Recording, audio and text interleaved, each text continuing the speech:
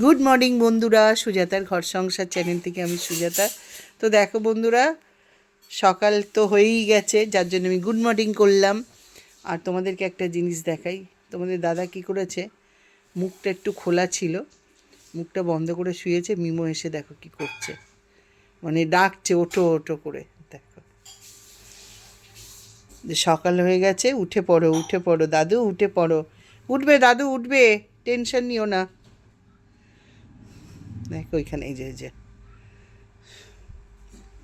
তোমার ওই মমিলা তোমার দাদাকে দেখো তোলার জন্য কি করছে।